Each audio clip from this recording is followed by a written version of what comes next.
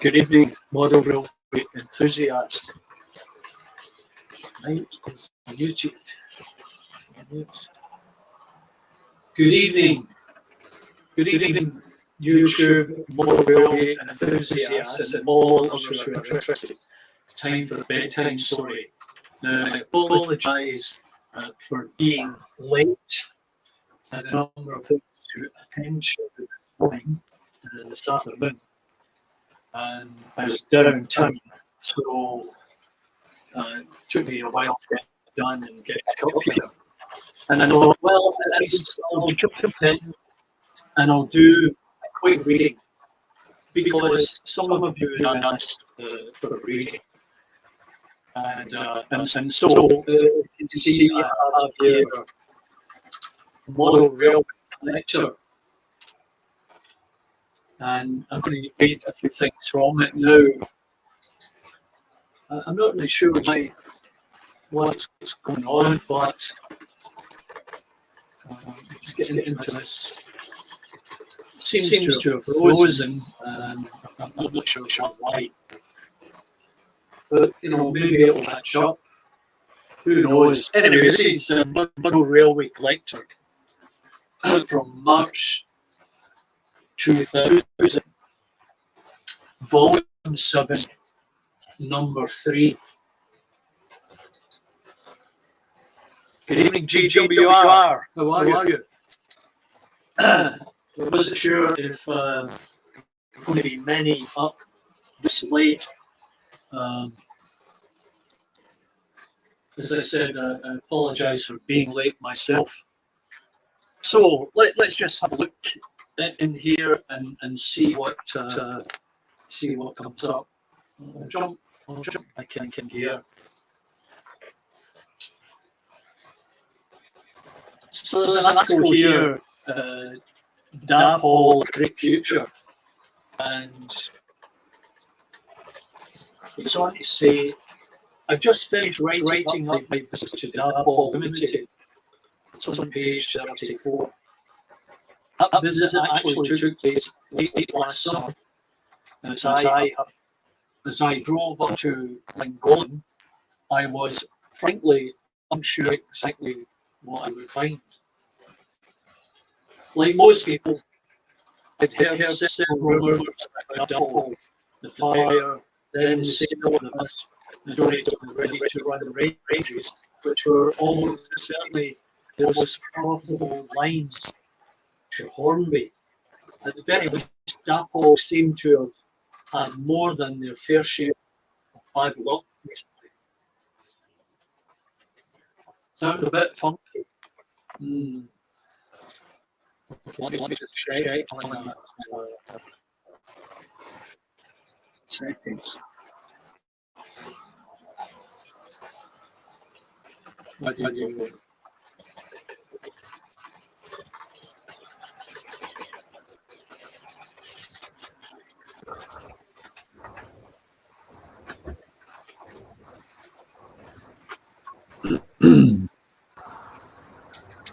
Okay, so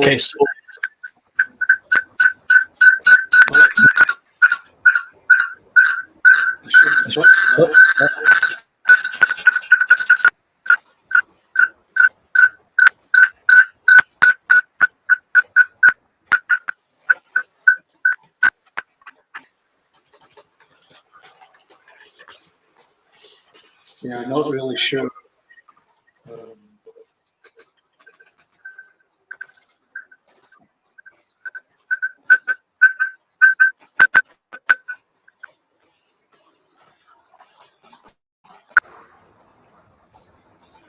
One, two, three.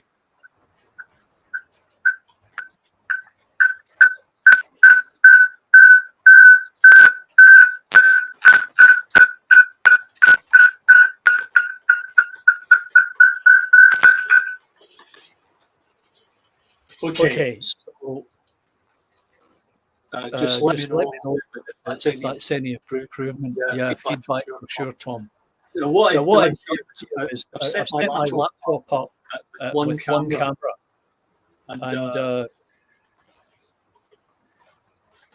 No, I turned off the microphone on one. Just going to check it again. Got FaceTime camera. It's okay, and I'll this one.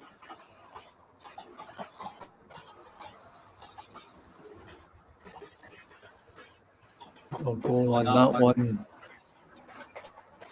Yeah, still just on the FaceTime. Yep.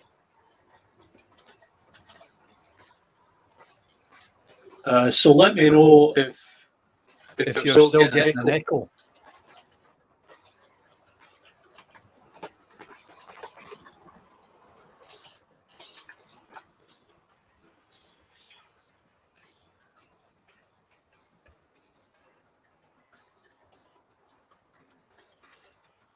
Two microphones active.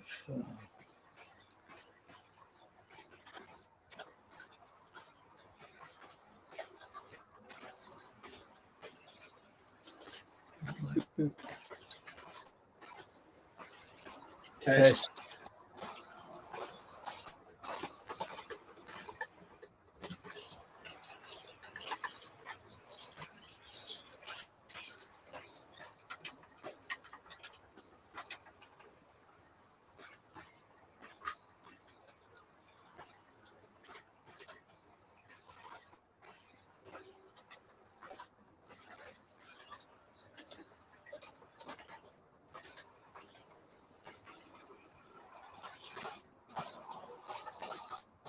A bit of an echo.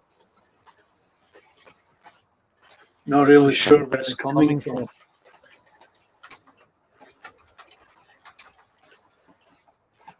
Okay, what I'll do is I'll mute that one.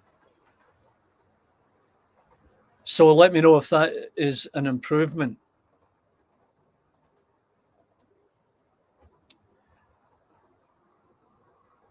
It's always a challenge coming in here and trying to get the audio to work properly.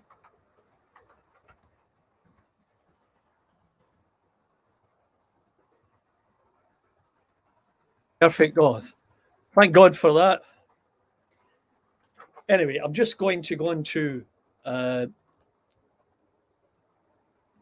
this one, and I'm not sure why it's frozen. You know,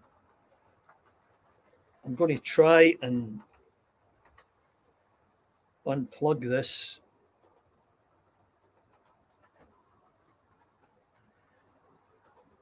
And then I'll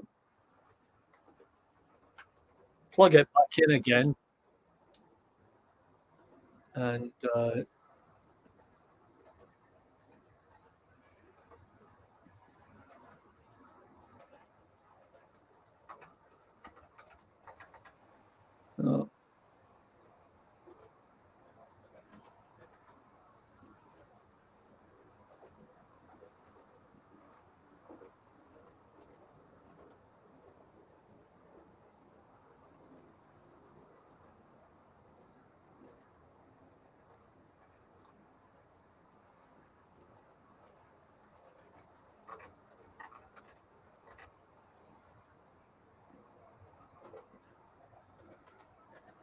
FaceTime, that's that one. And this one.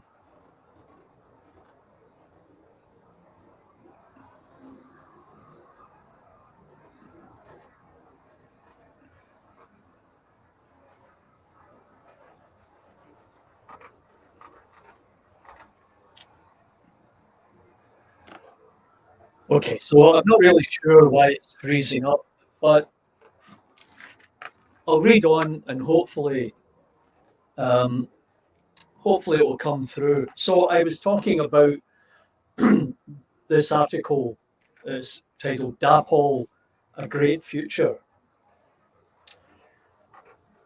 And I guess this is the editor, Peter Simpson. On the railway side, this left just the ex-Airfix and ex-Triang Hornby model land kits, plus a few ready-to-run wagons and coaches based on Hornby Double and Wren tooling and the ex-Wren local manufacturing equipment, though the chances of the latter ever being made again are remote. Oh, and the opportunity in the exhibition centre to see these things being made. Well, that would have been a treat, let's be honest. So he goes on to describe what he saw and what was happening, and then he spoke about uh, everyone at Lower D and the general manager George Smith, down to the assembly and cafeteria staff, for making him welcome.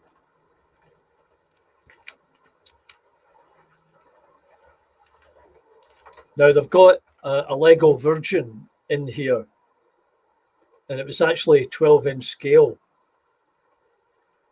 The Lego replica includes several virtual features designed to provide rail travellers with an early preview of the train's radically different design and innovative technology. The model, which was developed and built by 15 skilled Lego model makers at Legoland Windsor over a 10-week period, and contains 1.5 million Lego bricks. I wonder who counted that.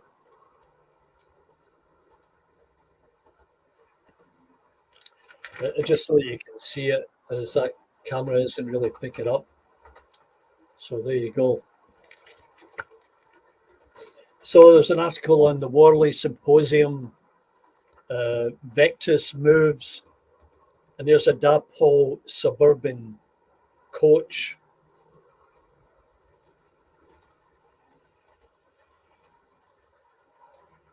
And they're talking about the size of the running numbers on the coach. And they're saying they're correct for the particular coaches during the 1948-55 era.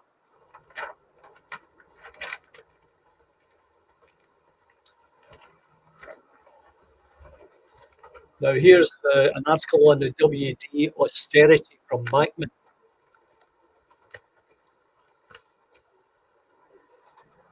So he says, just in time for Christmas, the first production models of Bachmann's new and long-awaited WD 280 freight locos finally arrived. Bachmann had sold the entire first delivery before they had even landed, and were therefore unable to send out the usual magazine review samples. We were, however, lucky enough to get hold of one to try out. Now, even then, back in 2000, I guess a lot of stuff was pre-sold, and whether it was pre-sold to subscribers or pre-sold to stores, not really sure. Now, I notice there's only one person online, and that's possibly because I'm not seeing anybody telling me that the audio is good or bad. I guess people just decided, well, it's getting late. Charlie's rabbiting on a little bit there, so good night. Anyway, I'll pretend that I've got an audience. So it goes on to say, as is well known, the austerities were based on the LMS standard 8Fs, built in large numbers by the North British Locomotive Company and Vulcan Foundry.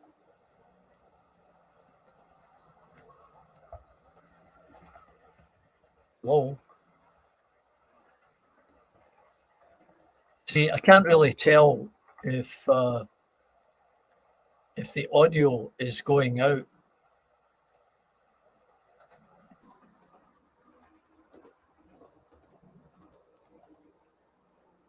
All I need is for one person to say, "It's working, Charlie," or "It's not working." Eagle Creek, good evening. Ben, can you tell me if you can hear me? That would be that'd be a good start because I was having audio and camera issues. So it would just be nice to know if I'm being heard. Oh, that's great. Glad to hear it. Anyway, I'm reading Ben from the 2000 March edition of the Model Railway Collector. Great magazine.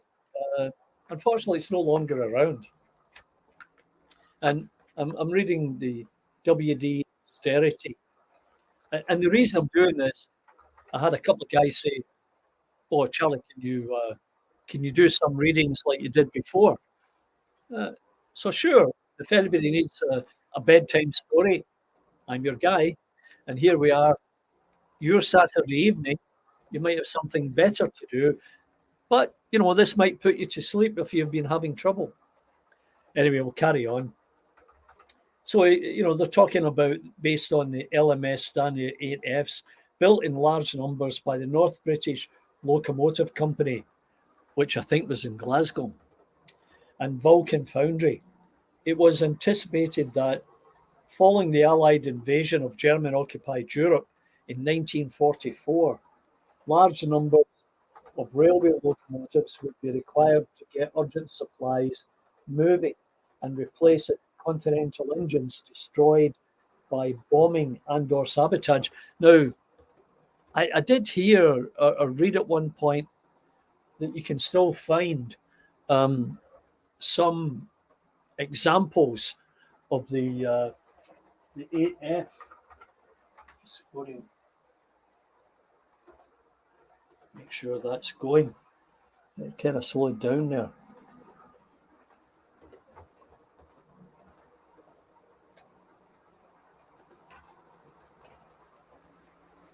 I think we've got a little quiet spot back there. Anyway, just I got it on the road. So, yeah, 5F. Sorry, an 8F or a WD 280. I read an article where there is at least one still in Germany. It might be in a historical museum setting, preservation area, but the guy, I'm sure he posted photographs about it. So they reviewed 90445.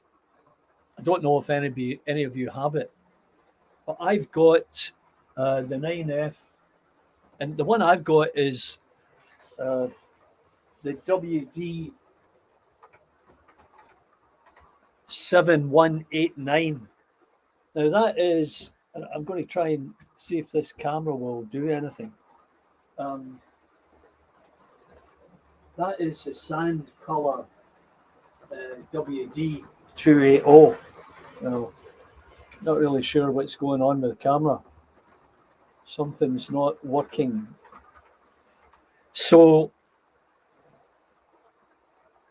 and that's a great runner, that one. I can't remember where I got it, but it was a bit of a find, actually. I'd never seen one like that before.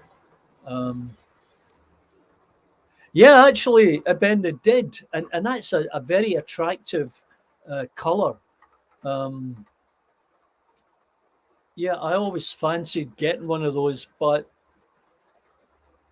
well, I decided to get other stuff. And then gradually the price was going up and up. And I decided I didn't want to pay that much. And that was it. So they reviewed this. And it carries the shed plate 50A as in Apple for York. And it was on service on the main lines of all regions except the southern. Not really sure why that was. So their first impressions are good. Certainly has the rugged, no nonsense look, which so characterises these powerful freight locos and were built for hard work. So all in all, it sounds like a good review. Now, I'm not sure if you can see this, but the tow bar there, there. So the Black Fives, as you may know, some of the earlier ones, they had a real problem where the tender just fall apart and break off. Because it was that early plastic that they were using, it just wasn't that good. This one seems to be better quality.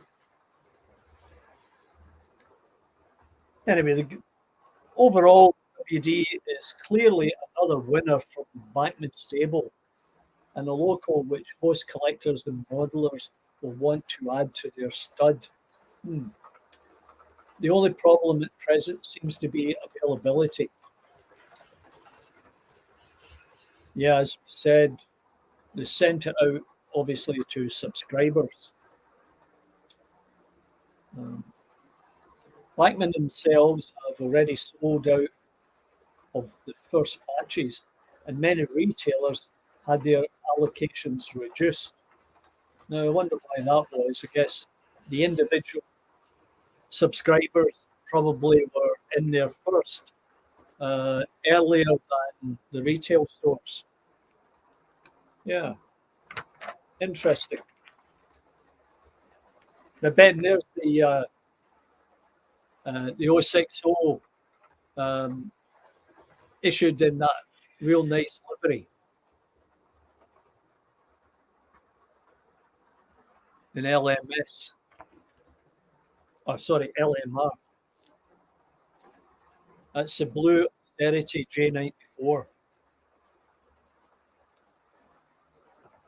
And the WD157, it was painted on either side. And it's painted on both buffer beams. It's got sprung buffers, cab detail, and excellent running qualities. The J94 is one of Hornby's best models. Although first released only in 1998, this is already its sixth version.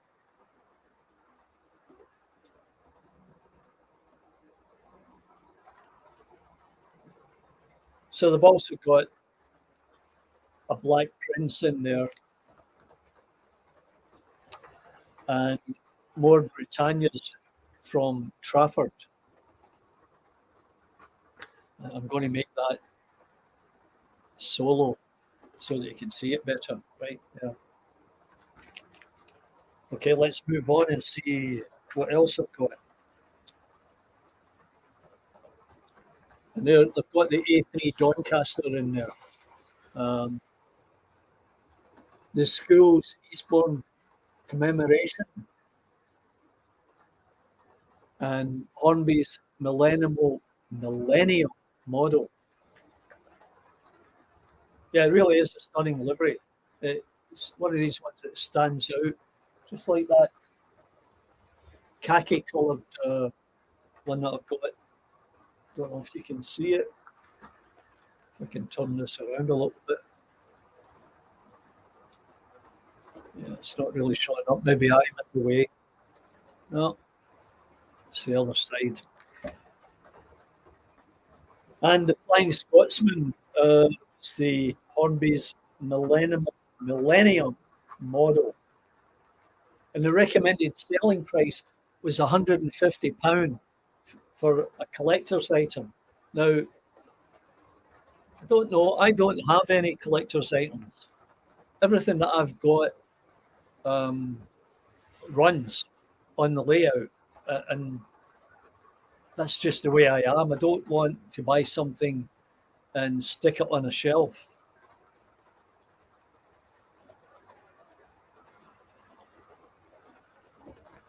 I'm just going to try and see which one here is. going to take that one out. And then I'm going to take that one and stick it up here. See if that helps.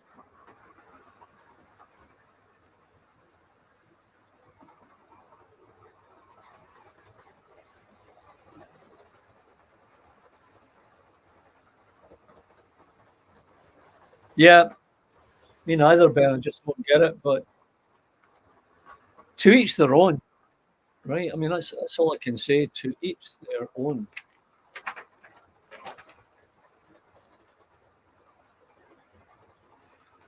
An article on Garden Railways and controller, and then an example, Ben, of some US diesel and steam locomotive. Not sure if you can see that. A diesel switcher and Gunga Din 262 live steam.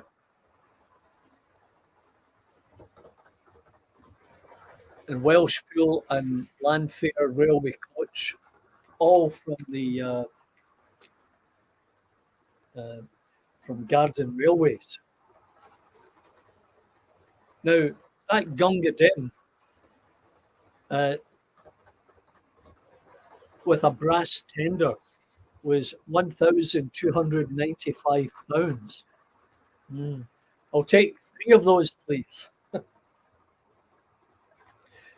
then here's hobbyline.net.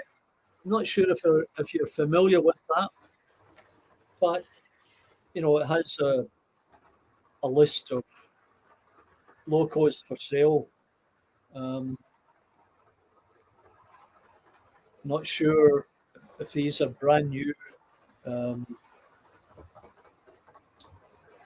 As an example, the LNER V3 tank 7684 for £70, or oh no, sorry, that's £38. £38. That's quite a deal when you think about the 2-car DMU below it for £70. Now, I can't figure that one. I think they'd be more involved in making this than they would be making that. But what do I know?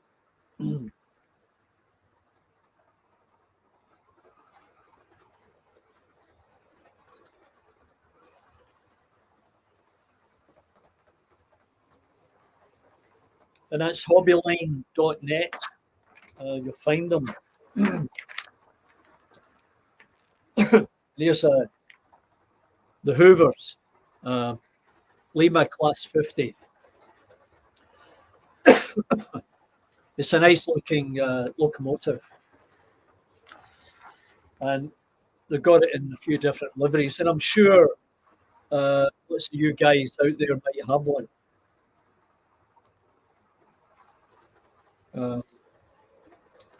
Yeah, the Class 50s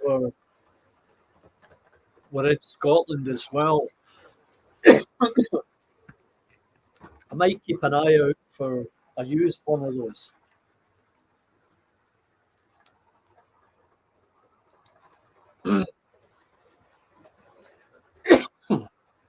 So it goes on to say, later, Lima amended the mould for its Class 50 to provide the refurbished version. The tool detail was changed and a high-intensity headlight added. However, the lugs for fitting body to chassis now looked out of place. You know, you'd think when you're changing the tooling, you're in the model, the engineering model, let's say, and then you change what's happening. And you'd think you'd look at everything that it's going to impact on. That's the whole idea of having a working 3D model. Because the way it works is, if you change one dimension, well, this is the way it should work. If you change one dimension on your model and update, all the rest of the dimensions should change relative to that one that you just edited.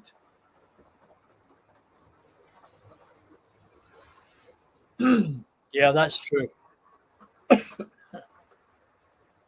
Anyway,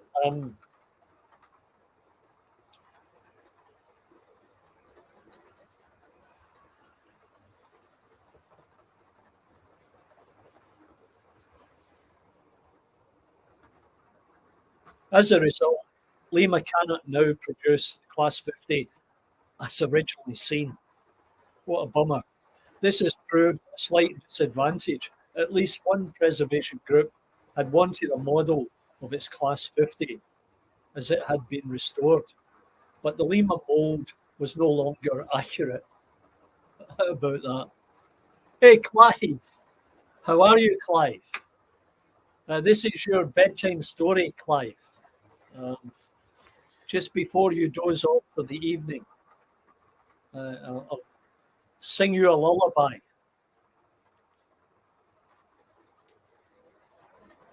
The Sir Edgar Elgar has proved to be a popular model, resulting in more than one rerun. The later versions from 1991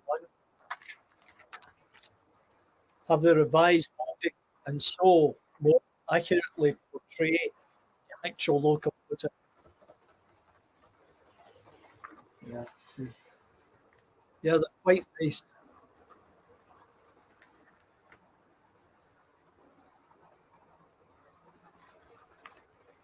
Well, that was interesting.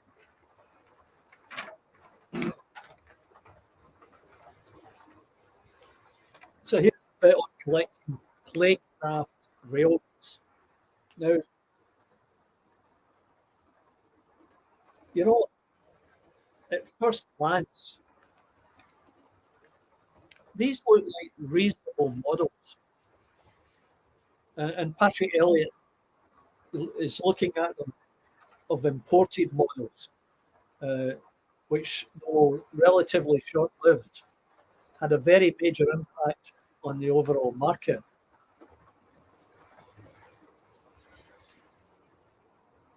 Now, that Class 29, that's a Hornby, it's not Playcraft. And, you know, I'd need to have a very close look to see what was different about it. In this photograph, the windows have metallic frames, yeah, but the Hornby model doesn't. So I don't think that's a good thing or a bad thing.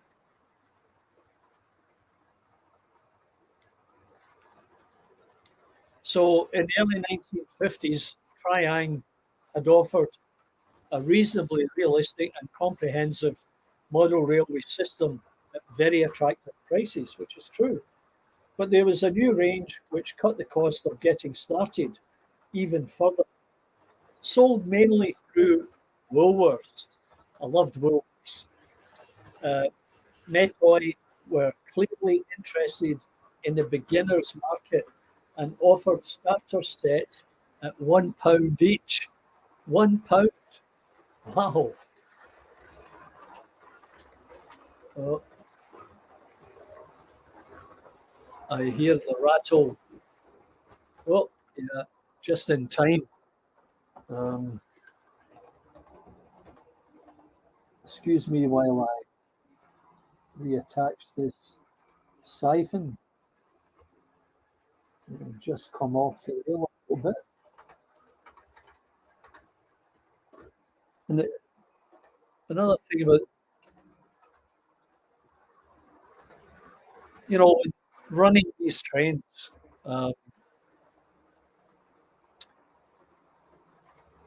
it's it's really important to make sure all your couplings are lined up, because the slightest little thing, if the rail's not level, if the joint's not perfectly aligned, if there's a little bit of a problem in a point, they'll jump because they're pretty light. And I was thinking um, maybe I'll add a little bit of weight to them. In the meantime, uh, so in response to Metoy or Meccano offering the £1 set, Trian and Hornby responded with cheap starter sets of their own. Who would have thought, right? Triang went for overkill and released a wide range of starter sets from 1961 up to 40 in 1 year alone. Can you imagine? 40 new releases, with the cheapest ones selling at under £1. Under £1. Wow. It worked, and Playcraft's expansion of British models was contained. Meccano Limited, however, did nothing until 1963, by which time, as is well known, they were already effectively finished. So that's like here in Canada, you've got Air Canada, government owned, basically, like British Railways. And then every now and again, you'll get a cheap airline sprout up within a short distance of time. They end up going out of business or getting bought over by Air Canada. That's what happens. The conglomerates. Well, it seems that the Playcraft trademark was owned by Metoy of Northampton, better known as the manufacturers of Corgi die-cast toys. Well, who the thought? I didn't know that.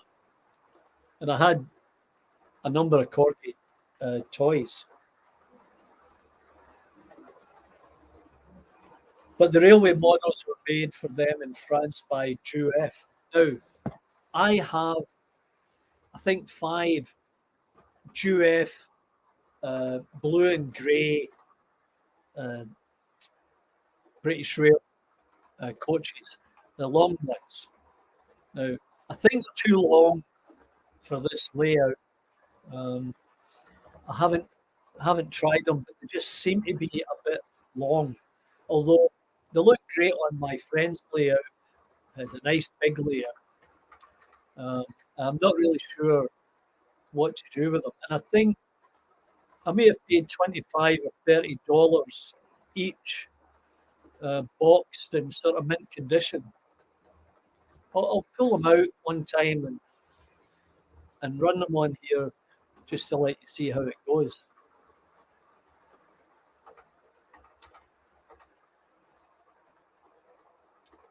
And being made by GUF, consequently the scale was HO, although many wagons were to 00 width, and many of the models were based on French and other continental prototypes. So that is the one thing I'm not sure about. I bought these assuming they were 00, but I'll need to check. So the author goes on to say that he's aware of 6 catalogues produced by Metoy for their Playcraft, the Playcraft railways. And there may well have been others after 1968 first edition. And it goes on about up to the 5th and 6th edition. Was printed in 1968, consisted of an updating of the HO International Catalogue. And that's this one here. That's that catalogue for 1968. Uh, and it had 40 pages and a colour change from blue to red on the front cover. Many of the illustrations remained the same, but it contained several additional and modified models. And most locomotives were fitted with the 12-volt M40, one of the earliest coreless motors, which was quite powerful with a low current consumption. It was, however, difficult to control with a standard resistance controller, and a variable transformer unit was needed to operate it. The spur and crown wheel drive fitted to playcraft mechanisms meant that it was possible to push them along the track by hand without damaging them.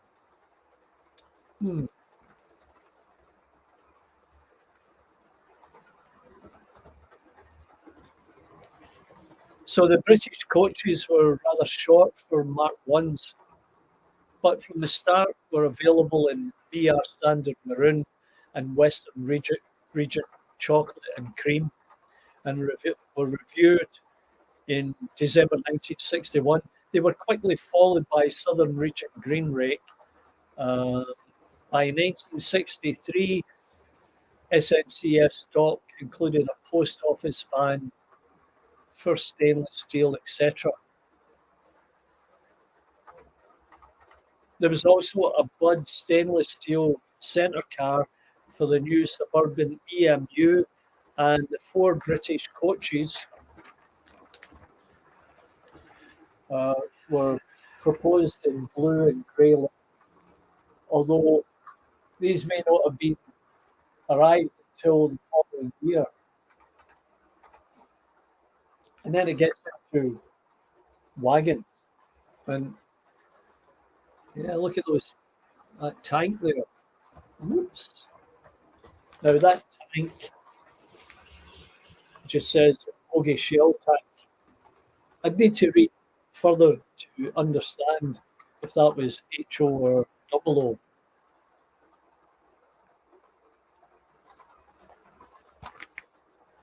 And then, it's got the tier wag car transporter, and then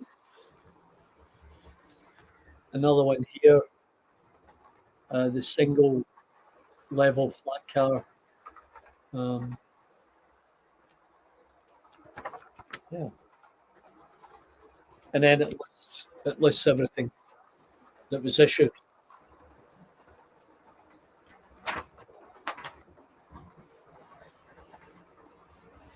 An article on the Stuart Reed Path 3.5 4mm scale in the UK. And it's all about the 1930s, a little bit before my time. And here's Athens with a list of what they had to offer in those days and the prices. Let's just have an example. Now there's the Mayflower 1306 for LNER, a limited edition B1 in a presentation box and numbered certificate. The list was £115, and it was a special offer for a Bachmann for £65. So back in 2000, 23 years ago, I don't really recall if that was a bargain, but it sounds like it.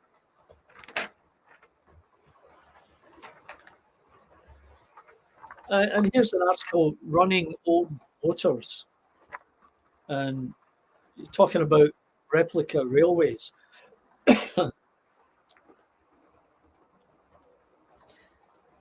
And talking about suitable transformers for older models. And that opens up sort of Pandora's box. I'm sure Tom would be able to. You bought a Rivarossi big boy. Yeah. Great price too. Well, I hope you got a great price. It's a huge model, that. And so they're talking about, I'd say this is stuff that you guys know a bit more about electronics. Um, and the author says, I sometimes use GaugeMaster 100 MO standing units. These have an output of 0 to 14 volts and up to 2.5 amps. Although intended for O gauge use, they are perfectly suitable for double O, and for that matter, for any other DC system needing this sort of output.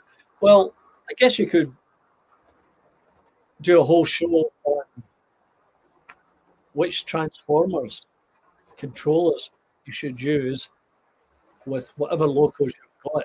Now, I've got LA Triang, I've got Modern Day, Triang Hornby, Lima, Bachmann, and I just run everything through the same power system. I haven't had any problems with that, although you're well aware that I've had issues with my points and sort of near fires, which Tom is trying to help me with. And I ended up ordering some switches and fuse holders from Amazon yesterday, and they arrived today. Difficult to find the ones that Tom had recommended from what he was looking at on Amazon UK. Anyway.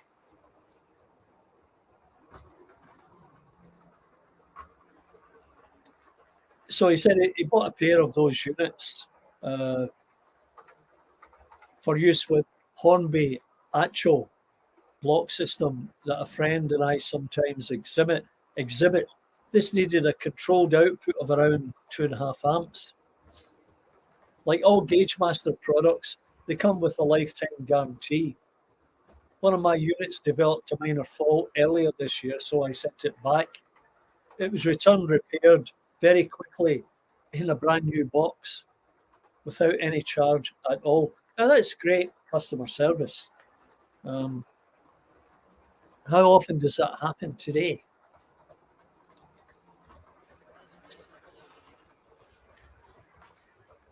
Okay.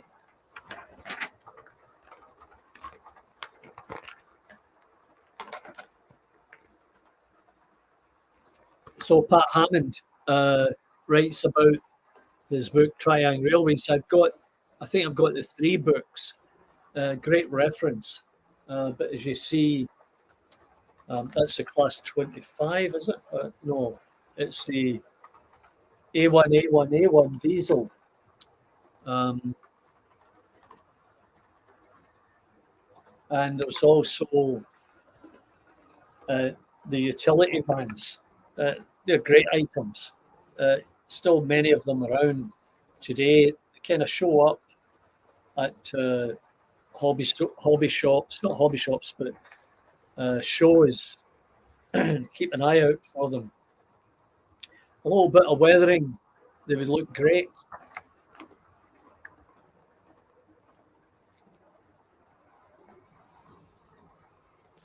So here's the thing.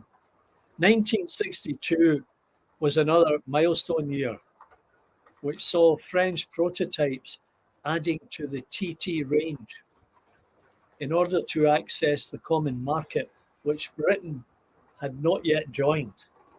That was 1962.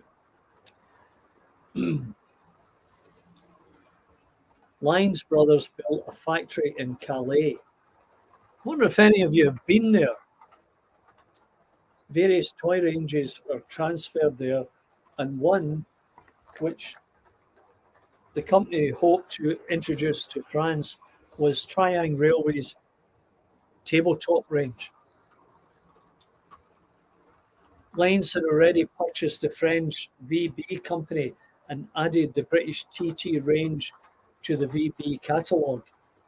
In addition, using French and German toolmakers, they tooled up new TT models for the French market.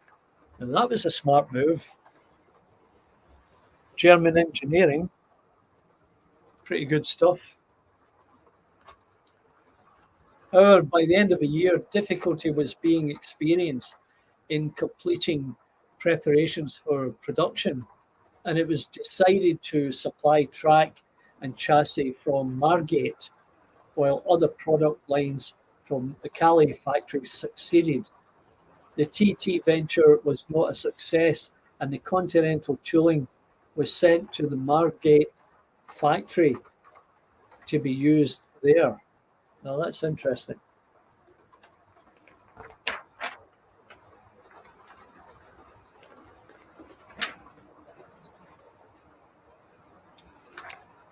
And here's an article on Hornby 00. I've got a Hornby 00 A4 here. It's a bit noisy because the gearing is noisy, but it runs well. I've got another one, an older one, that's in bits. It needs to be rebuilt. It's 3-track, but I've got a spark out of it. So no problems with that. You know, I thought I'd maybe send it to somebody who might like to try and rebuild. But at that time, I didn't get any takers. But I'm still open to anybody that would be interested in receiving it. If you are, and you're handy that way, let me know.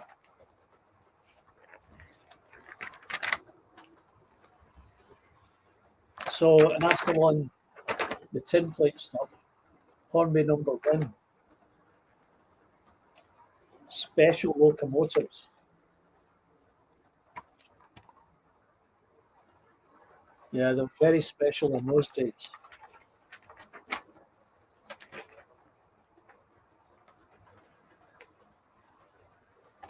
So there's the editor on his visit to Dapol, and you know, he's holding up the girder bridge and then looking at some of the molds, etc.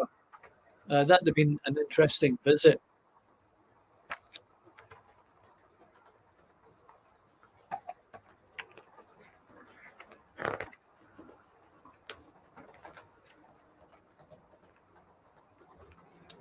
So here's Roger Dixon's Tingford. Don't know if anybody knows this guy, but a real nice layout with a very nice terminus station there. Very nice indeed.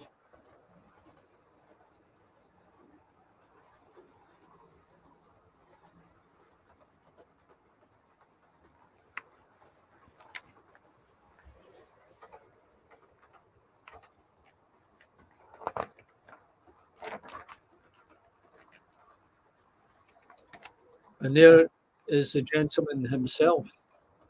I wonder if he's watching, or if somebody that is watching knows him and said, Charlie just made you a star on YouTube.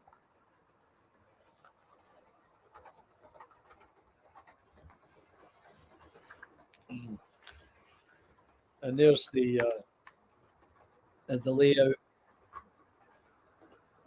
of his model. Very nice indeed.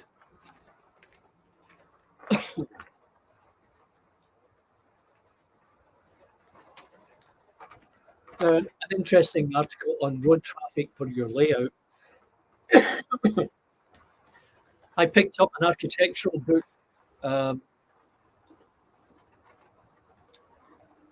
Yeah, for sure.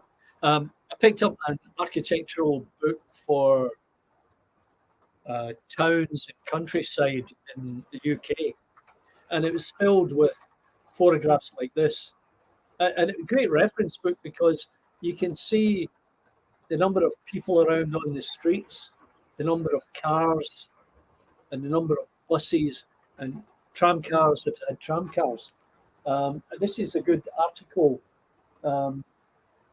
telling you where you might find some suitable examples and how to modify them. You know, you get a bus and you pick it up at a show and you go, oh yeah, it's the right scale. I can repaint that.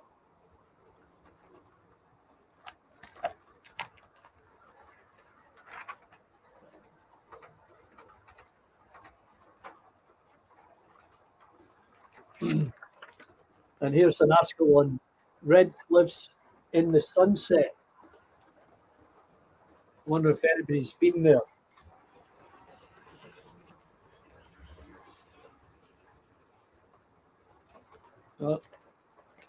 Just froze for a second there.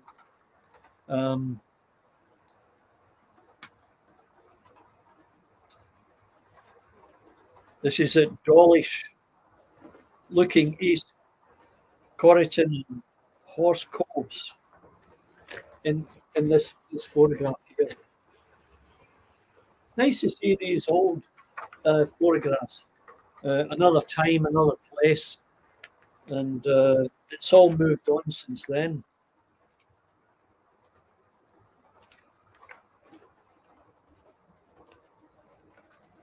There's an interesting article on ventilated vans. Now, a lot of this information is contained in the Triang books that I have. If anybody had any questions about it, you can drop me a line. And you see here, here's a list of all the ventilated vans that had been produced and the type up to that point.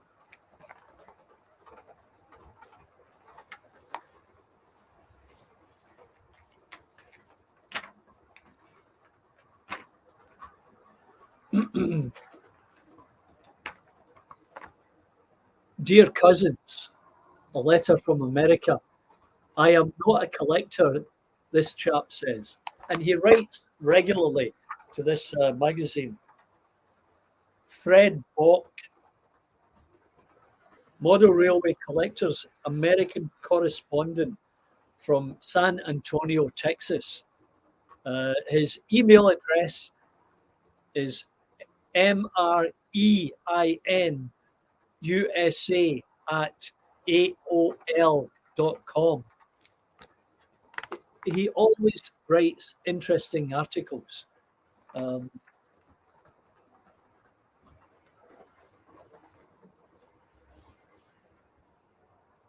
He goes on to say, you see, I know who collectors are. I've known some of them. Some of them are members of SAMRA, my Model Railroad Club. I've seen them wandering around the local train shows. I've visited their collections and I've seen their layouts. Perhaps you've seen them too.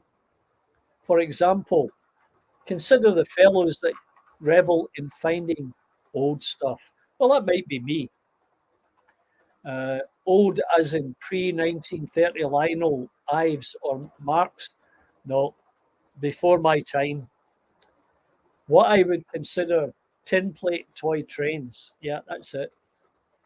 If it isn't old, it isn't worth collecting, they would say. And then it goes through, you know, the 1930s, 1950s.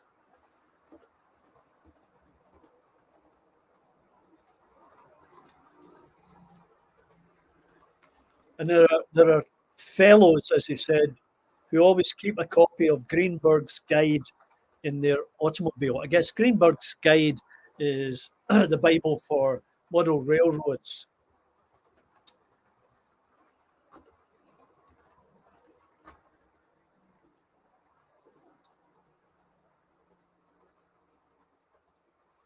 And as closer to the end, as I said before, I am not really a collector. Sorry, however, I'll do my best to provide interesting material from the United States for those of you who are. Meantime, Walthers has announced a rotary snowplow kit.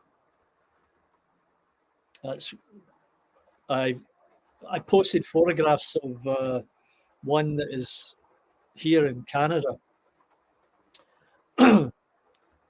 In Southern Pacific livery.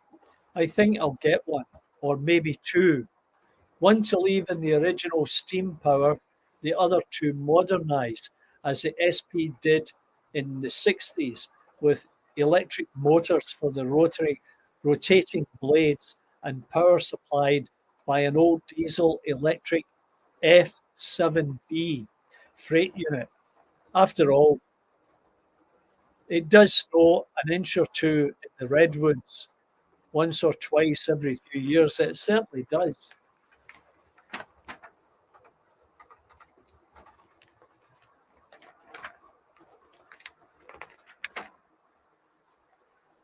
Let's see what else is here.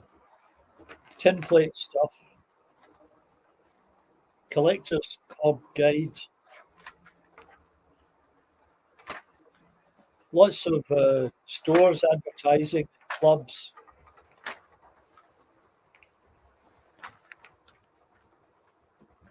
And here's an article, Modelling with Plastic.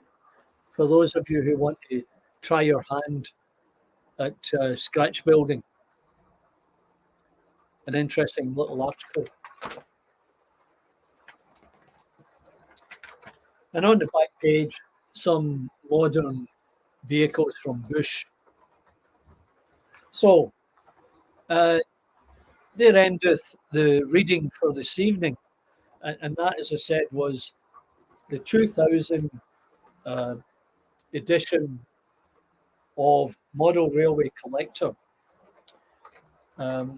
Volume 7, number 3. And I paid $8 for that at that time.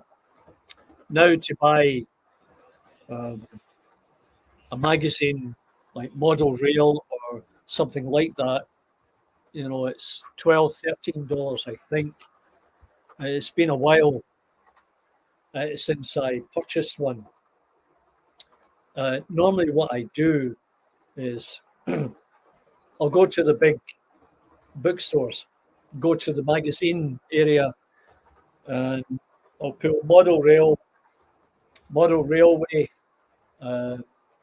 etc., etc. And I'll skim through them. And if I see anything interesting, I'll take out my iPhone and I'll photograph the articles while sipping a Starbucks coffee. And what I find is many of these magazines, they're all very similar. They follow each other, obviously, and the articles are similar, but you get really interesting ones every now and again. And you know, they're full of adverts. My particular interest is how can I improve things around here?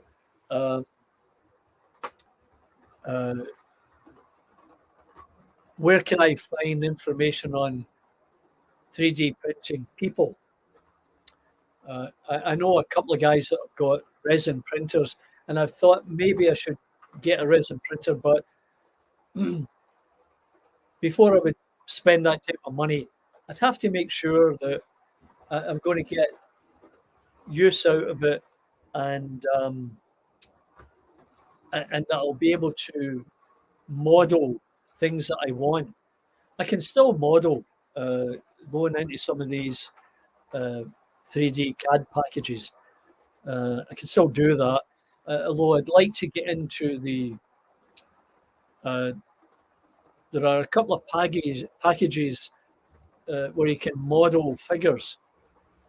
Humane Edge, I think it's called.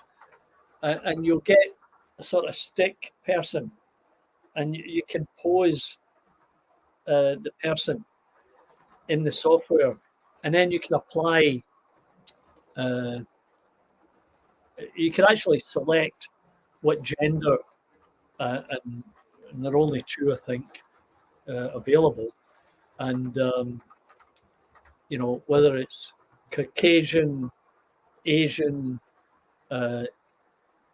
black, whatever. Your options are there. And then I think you get some option in terms of clothing and the era in which you're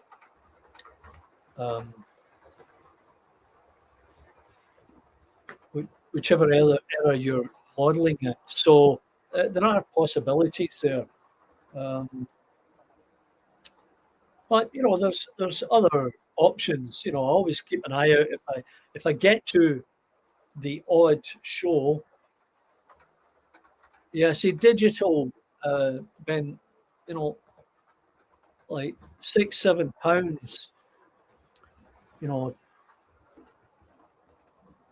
$13, whatever, for a digital one. That's expensive. And as you say, they're full with ads, and I'm not really interested. At first, I used to go through the ads. Oh, look at that price! Oh, I'd like one of those. I wonder how much that one is. So on and so forth, right? But I've moved on from that, and I'll if there's something really special, I'll buy it. But one trick I learned, I was in this magazine shop, and I'd missed the one edition of Model Rail, and there was an article in it that I wanted to read. And I said to the guy, "Oh, do you have any left?" He says, "No, sorry, they're all gone." He says, "Wait a minute." He said, "If you don't mind the magazine without its cover, I'll sell you one at a discount." So he pulled out this pile of magazines that were wrapped up with string. And I said, "Well, what are you doing with those?" "Oh, they're going back. The distributor will pick them up." And what they do is they tear off the cover, and there's a credit given, and then they take the actual magazine back to the warehouse. So, you should get friendly with your local, not your local, but the larger magazine stores, and just say, "Oh, if you get any out of date magazines that you might want to get rid of," you just never know what you'll come across. Anyway, I did that how-to tips and tricks because a couple of guys asked for some things, and I thought, yeah, okay, I'll do that. And I knew I wasn't really going to have time to do something live today. So I spent a bit of time doing that last night, and that worked out quite well. And I might do some more of those as time goes on. In the meantime, there's an hour going by, and it's 4:52 here. So 9:52 where you guys are for the most part. And Clive, the nurse, will be coming round to turn the lights out. So you behave and do as you're told and get out soon, right? And for anybody else that's watching, thanks very much for dropping by and listening to me rabble on about nothing. But if you found it interesting, remember, give me the big thumbs up. But let me know specifically if you enjoyed this type of presentation. And for those that are in the background, and I've realised there are always others in the background in YouTube. I find that out later after I get out and then go into YouTube and check it out. There are always others watching, and some of them give me a like, which is great. I really enjoy that. So if you don't mind, give me a like as well, and maybe leave me a note, because leaving a note is most important. Neil, hey, how are you, Neil?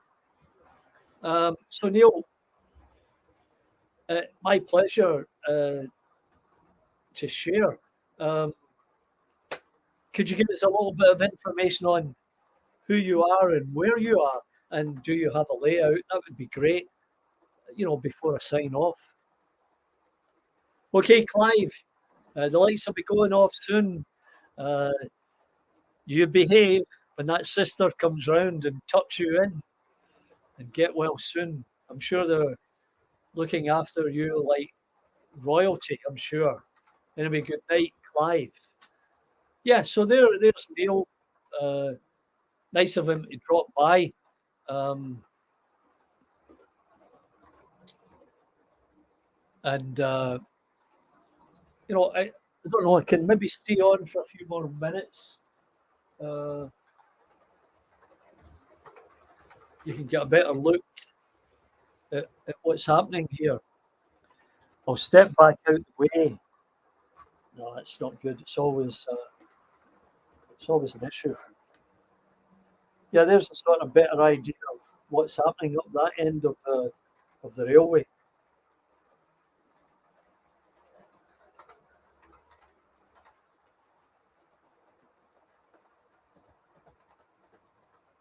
So you can see up there.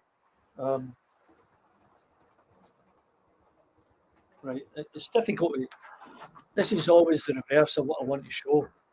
So that deep, that bring it.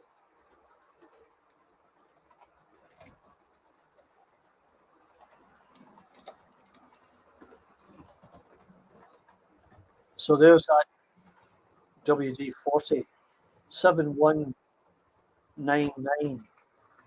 It's a beautiful thing. It's got a few things you have to be careful of. You don't break them, but the buffer beams get the number on it too.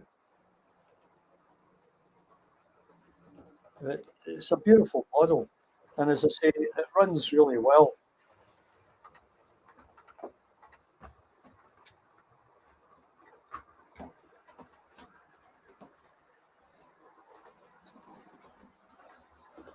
Yeah, and another how-to. I didn't show you this last night, but I may have shown you before. These are little individual sheets of corrugated iron that I made. I've got this little thing that I purchased from a store in Melbourne, Australia. And after I made this and the something else to show you here that's very unique before I go. I just can't get my hands on it. Things move around here pretty quickly. Yeah, here it is. You've probably seen this before. This is the Anderson shelter, which was commonplace in the UK during the Second World War. And I made that out of corrugated sheets once again. And they would be in people's gardens. They'd dig a hole and build one of these and then cover the whole thing with sandbags, hoping that would protect them from the Luftwaffe's bombs. But simple to make and very, very unique. And there's the aerial for the radio still there. So, you can make all kinds of stuff from literally nothing. And there's a couple of sections missing there. And the letters are PIS. You get it, right? Anyway, paint them up, make them look rusted, worn, and use some matchsticks to build the support frame. And that's a nice little fence I've got.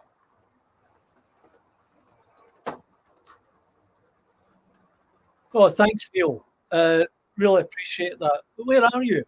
Um, are you a model railroader? Are you a model railway enthusiast? Are you a scratch builder?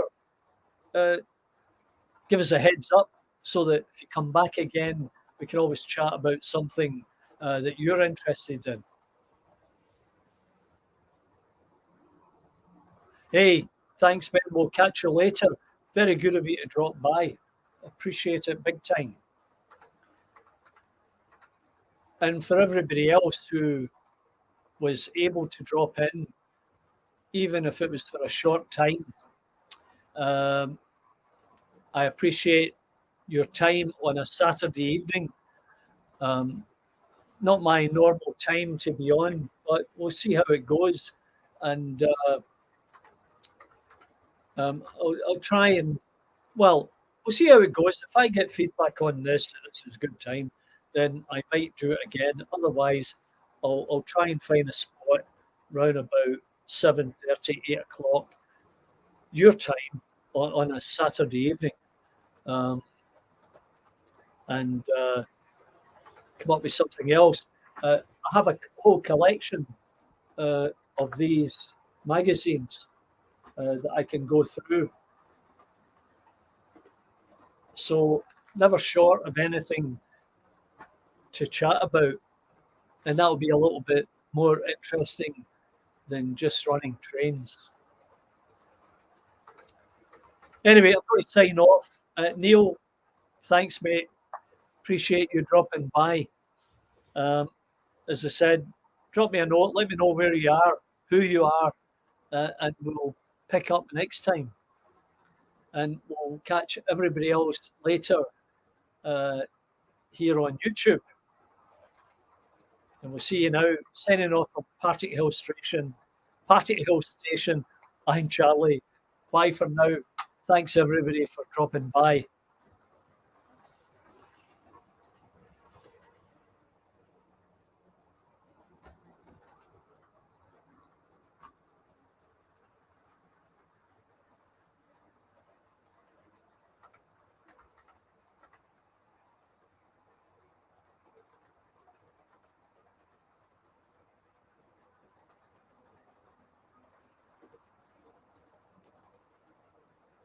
Cheers, Neil.